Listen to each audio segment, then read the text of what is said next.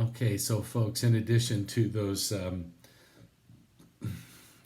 older videos on apologetics, I want to talk a little bit about your reading for today, which was the first two chapters of Statina's book, excuse me. And I didn't have the book in front of me to over the weekend. Of course, I've read the first two chapters before, and I was planning on reviewing them in my office Monday morning, this morning, and I never made it to school, as you kind of know.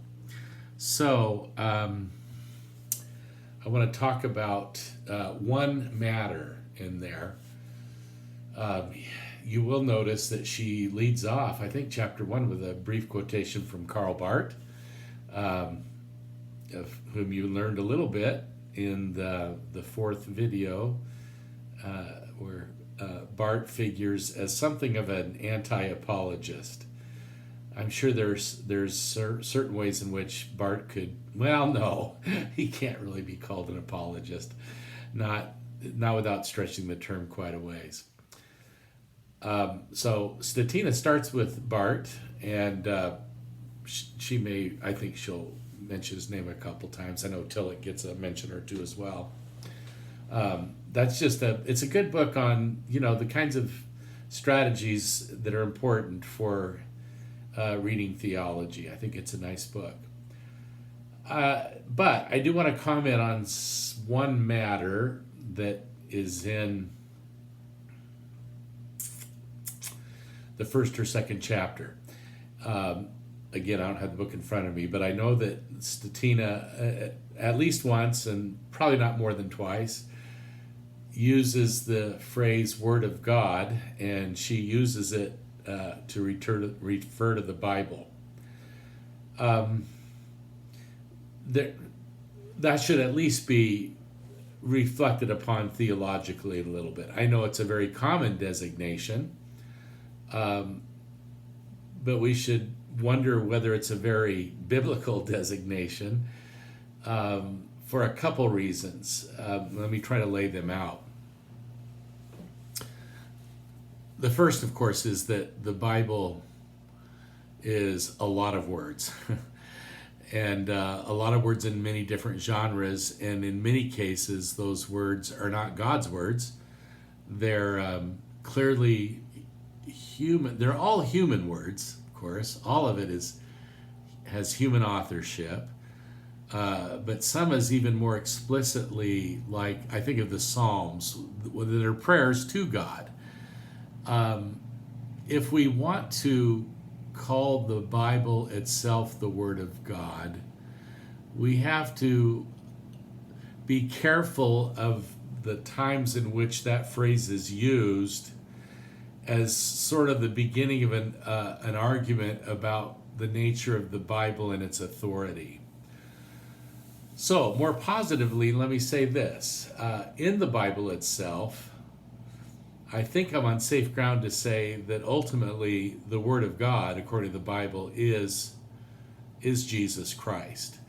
The Gospel of John, so I want to be careful. I notice that this is the Gospel of John. It's not the whole Bible that says something like this, but the Gospel of John, teaches us in the beginning was the Word, and that's a divine word. The Word was with God, and what God was, so also was the Word.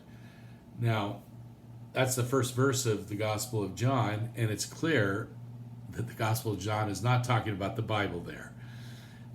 In the beginning was the Word is about a spiritual reality.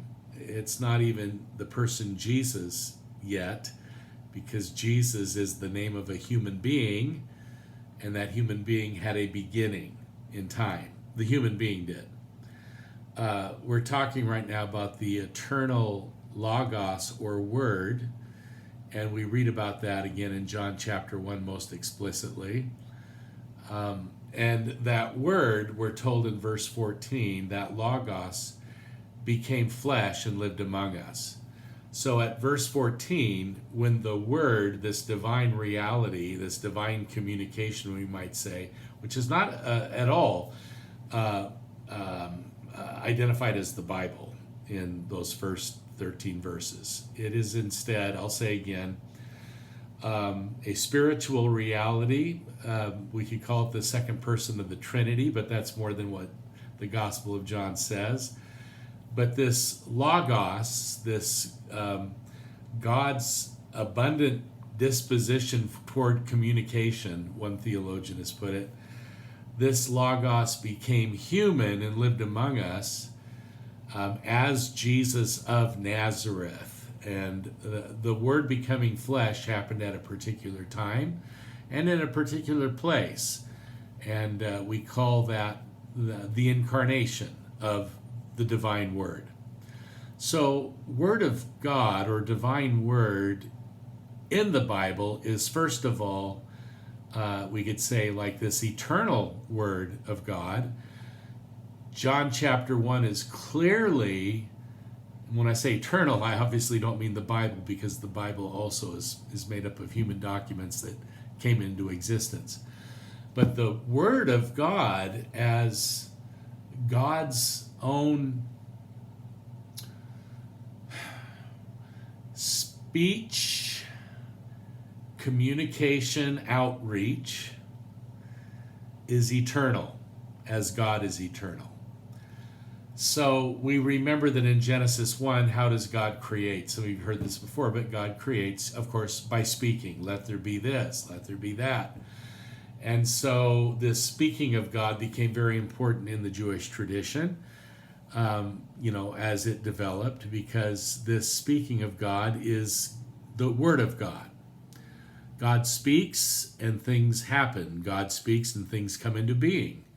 God calls into existence that which was not. We read somewhere in the Bible.